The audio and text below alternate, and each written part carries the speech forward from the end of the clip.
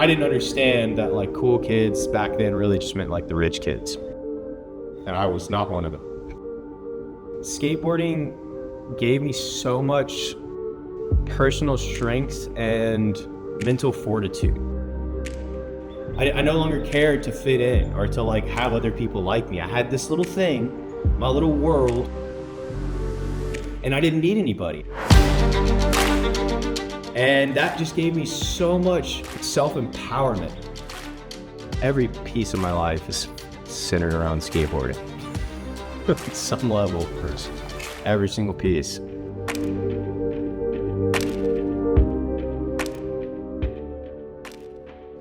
Hi, my name is Daniel Barousse, and I'm a skateboarder and an artist from Lafayette, Louisiana.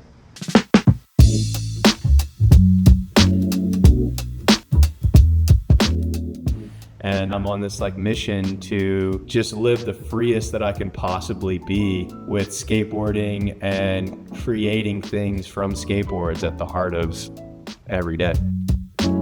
Maybe 12 years ago, I had an amazing job. It was my dream job.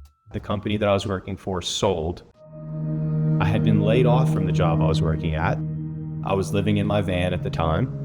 I had jobs that I was entertaining. I had companies that were giving me really solid offers, but nothing was lighting my soul on fire. Like everything just felt like a Band-Aid.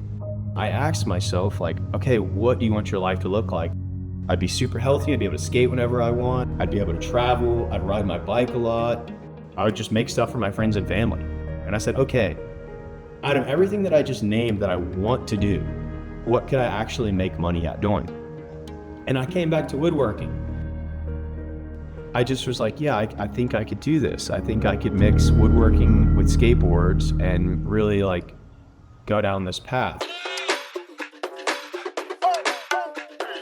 I started working out of my dad's storage shed. I converted my dad's storage shed into a makeshift wood shop. I took out a terrible, terrible loan, learned a really important financial lesson. Okay. Over the last 7+ years, I've built that into a pretty reputable company.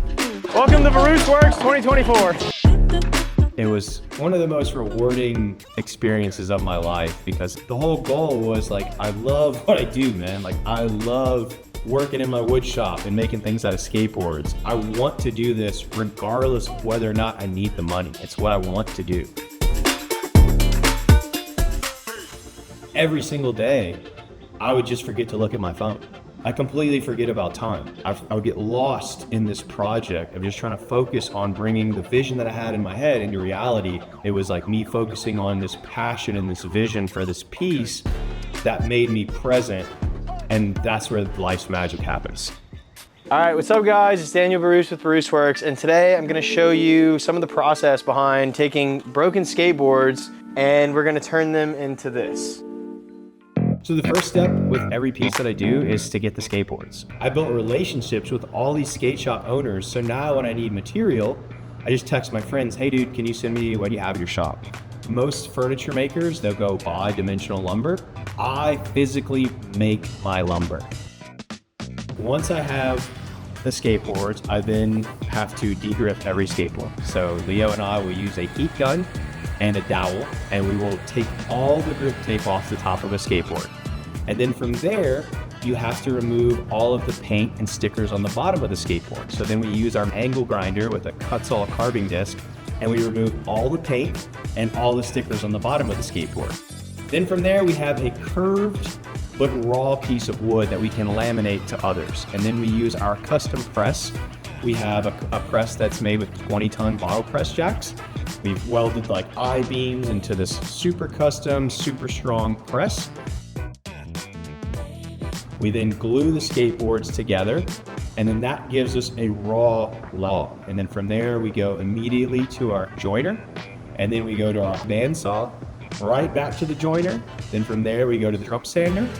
Then we go to our miter saw, and then we go to the table saw. Once we do all of that, we can start handmade furniture.